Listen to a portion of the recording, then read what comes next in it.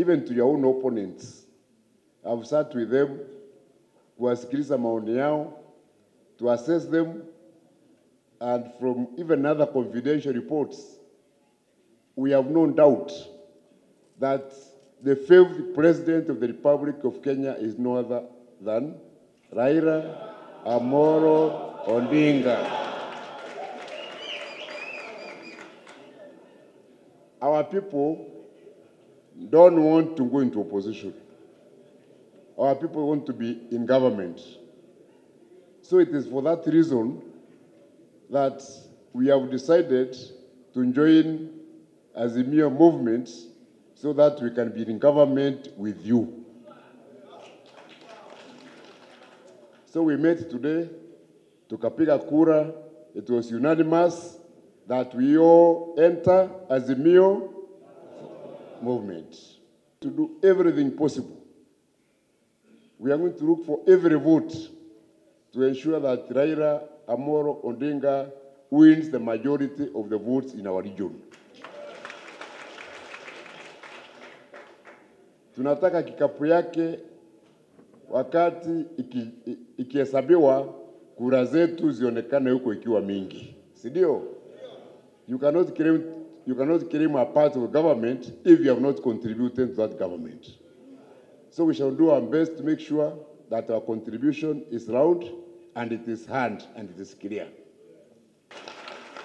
We have looked at all the candidates, and the only candidate who has been consistent that this resources should be increased, and the one who was the champion when devolution was being created, is no other than Raila Amolo Odinga.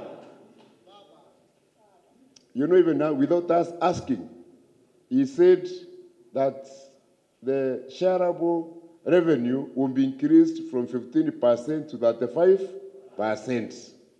So I'm no doubt that here akiingia kwa State House, we are going to automatically get 35%, which means 6 billion more in Meru County and more in our surrounding counties.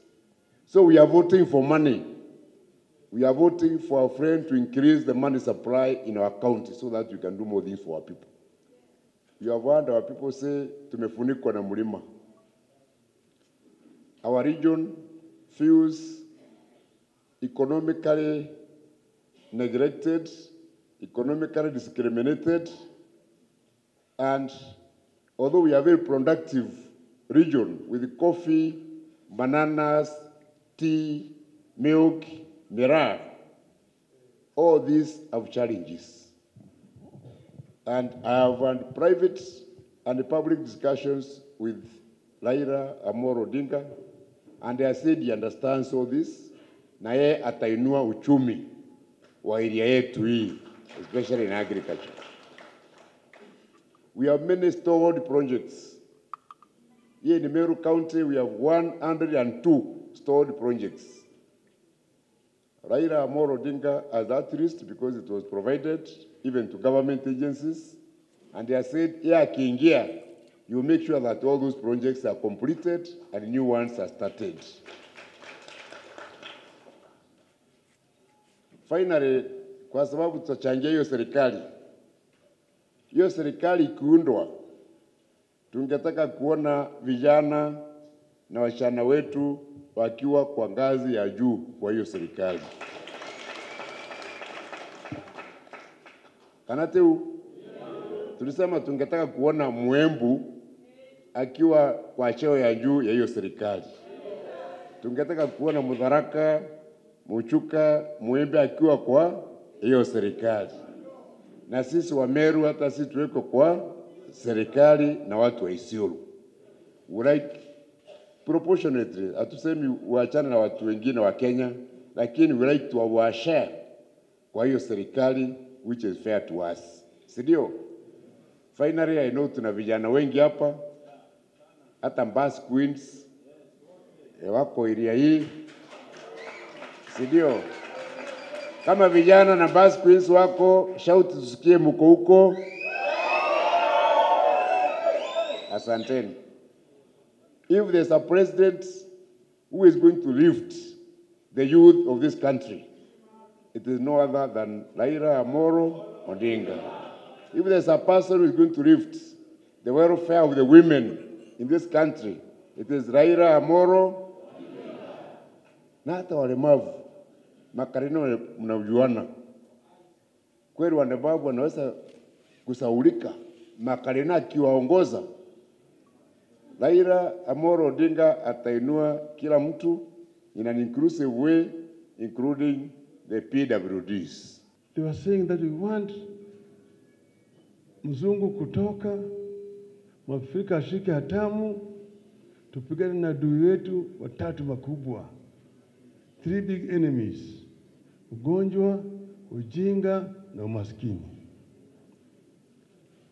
But 58 years since the independence, those enemies are still there. They're even stronger. Kwa sababu nimesema mpaka tubadilishe mtindo. Tukifuata njia ambayo tumefuata mpaka leo, hata miaka 50 zijazo tutakuwa bado tuko hapa. Nchi ambayo ilikuwa ni rika yetu kimaendeleo, South Korea and Kenya were at the same level of development in 1963. South Korea, in terms of GDP, was equal to Kenya. In terms of per capita income, the same. In terms of literacy, the same. In terms of population, the same. In terms of level of industrialization, the same.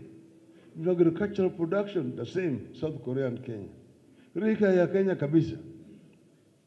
Miaka 58 baadaye, uchumi wa South Korea ni mara 45 kubwa kushinda ya Kenya. 45 times bigger than the Kenya's economy. South Korea is now a developed country. It's not a developing economy, not even middle income. South Korea now provides aid to Kenya. Nilipokuwa waziri wa barabara, nilienda South Korea kuomba msaada. Wakanipatia msaada ya dola milioni 50 ya kununua vifaa ya kujenga barabara. Shovels, graders, excavators, tippers na kadhalika. Nikapeleka katika madistrict, zingine tulileta hapa. Nilikuwa na permanent secretary yangu ambaye alikuwa anatoka hapa, Bwana Rasa Mongera. Hiyo graders, hiyo tippers, hiyo excavators zote zilikuwa manufactured in South Korea. Hyundai car manufactured in South Korea. Samsung, South Korea. LG, South Korea. Sisi hapa hata kutengeneza sindano peke yake tuko bado na shida. Unaelewa? Kwa hivyo mpaka tujue hii mvua ilianza kutunyeshea wapi? Where did the rain begin to beat us? So rika yetu wametuacha mbali namna hiyo. Kwa hivyo mpaka sisi tubadilishe. Sio ati wa Kenya ndio hawezi. The Kenyans have not been enabled to be able to develop their potential because of the system that has been running our economy. Mediocrity in our country is what is actually responsible for our backwardness. Kwa hivyo mpaka tubadilishe haya. Lakini tufanye hii kwanza